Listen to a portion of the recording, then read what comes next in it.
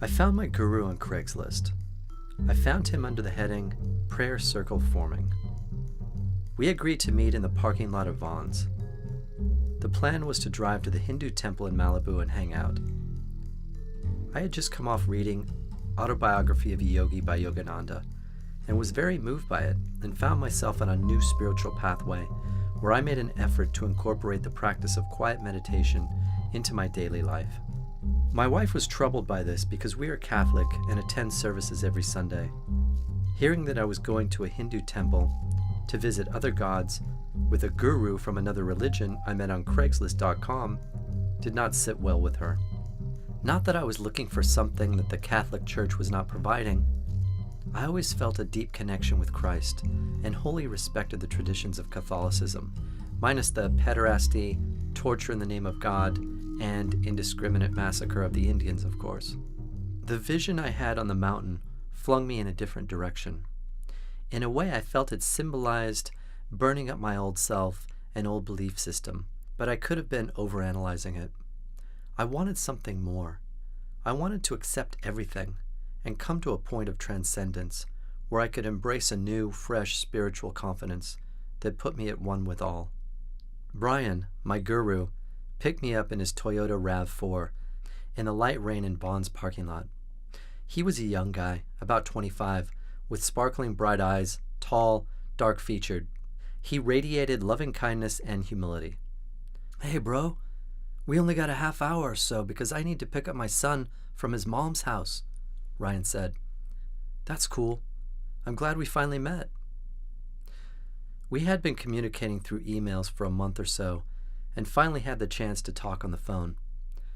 His original intention was to find other spiritually minded souls and form a prayer meditation circle, but I was the only one who responded to the ad. "Things happen for a reason, bro. God brought us together. Cool, cool." "Yeah, man. When you are ready, the guru will appear." I knew this to be true, and my heart was racing a mile a minute now that I had finally found the one who could lead me to my own spiritual awakening, after so many years of a deep, dark sleep.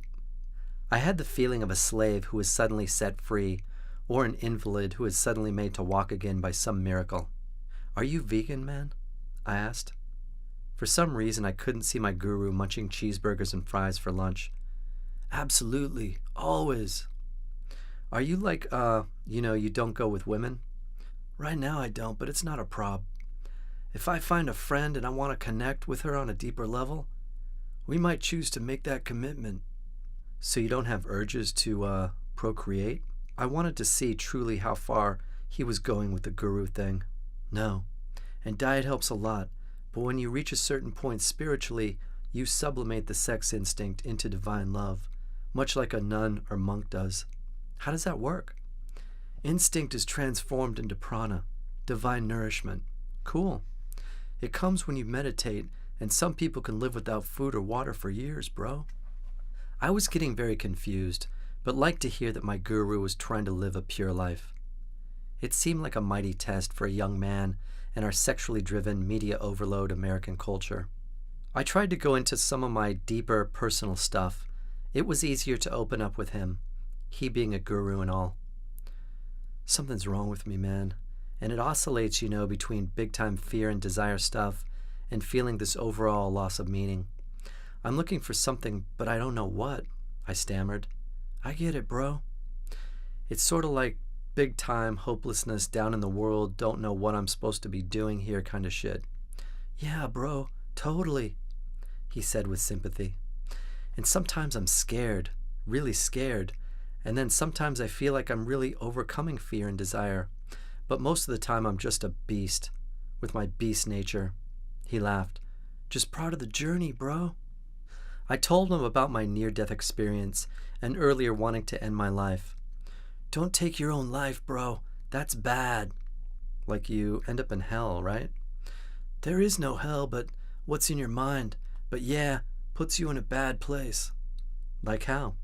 "Well, some say if you take your own life, when you reincarnate, in your next life you will die an early death, in childhood or something." "Oh wow, that would really suck." "That's what they say, bro." He told me of his recent trip to Germany and living in an ashram for many months with his guru, a famous Indian avatar. He showed me the deep scars on his shoulders from the experience. He branded me, bro. Jesus, man, I replied, stunned by the damage. You got annihilated. I will sacrifice much to find God, but the scars this dude had on his shoulders literally looked like he took a .50 caliber round 2 times. They were massive affairs, and I tried to imagine what could have caused such wounds, but I left it at that. What did it teach you? What didn't it teach me, bro? His eyes flooded with tears. So now you're Hindu, or? I'm everything, bro. There's many paths. This week I might go to the Hindu temple.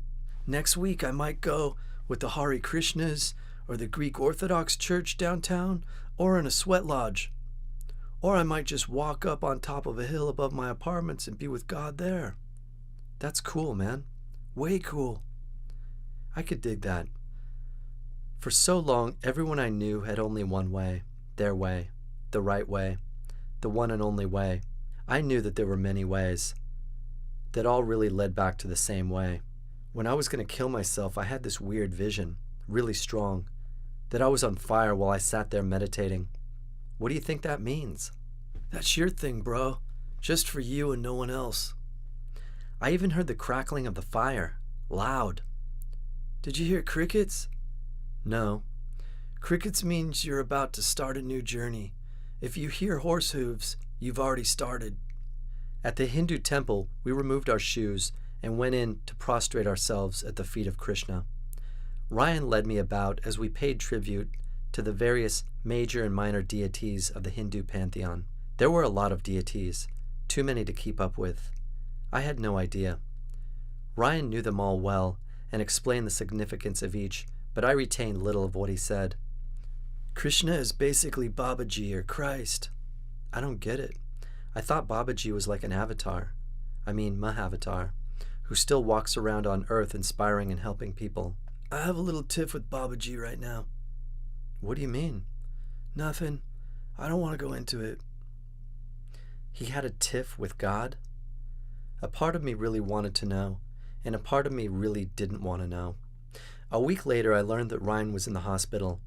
He had been in a horrible car crash and his kneecap exploded. Babaji, man, he's wicked, bro. Ryan told me on the phone. He made you get in a car crash? He's testing me. It's a test. Can you walk? No, my kneecap broke into pieces. Christ. When I saw Ryan next, he was on crutches, his kneecap held together by wires. He had no car at this point, so I agreed to drive him around. We bought coconut milk at Lassen's, then went to a little hill behind his apartment to meditate. He brought his guitar. I carried it for him, as he had trouble limping up the steep, rocky trail. Brown conejo bunnies with bright white tails darted into bushes. Check out the rabbits, I exclaimed. I love 'em, bro, he replied. On the hill, we watched the sun move across the sky, and he strummed the guitar. I was nervous to ask him about Kriya Yoga. He had mentioned his initiation by his guru in Germany, and I was hoping he might initiate me, or at least teach me the techniques.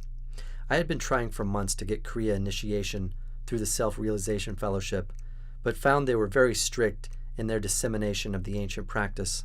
Kriya Yoga is a method or practice of meditation where the soul can speed up evolution by thousands of years.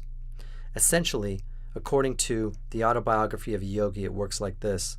The soul requires 1 million years of life on the material plane in order to naturally evolve and reunite with God, or attain nirvana, thus achieving oneness with the divine. That sounded pretty cool to me, and me being the impatient dick that I wasn't really too keen on waiting around 1 million years or so, which included countless rebirths and getting it right and working out my karma and all those nasty things, before soul freedom could be enjoyed. Kriya Yoga, according to the great line of gurus, is the only way to speed this evolution. No matter how many good acts one might do, how many pure lives one leads, how many Hail Marys, Our Fathers, or sacred prayers the devotee might make, he's still destined to walk around on planet Earth for 1 million years. Now, planet Earth is cool and all, and I love a lot of stuff in this place, but ultimately I was yearning for the soul's freedom and to reunite with the One, like most of us. Not as an escape, but as a way to transcend fully, wholly, into love and all that jazz. Dude, can you initiate me into Kriya Yoga? I asked Ryan as we sat on the mountain, watching the sun dip behind the distant tract houses of Newbury Park. Kriya's just one way, bro. There's many ways. But what about the evolution of the soul stuff?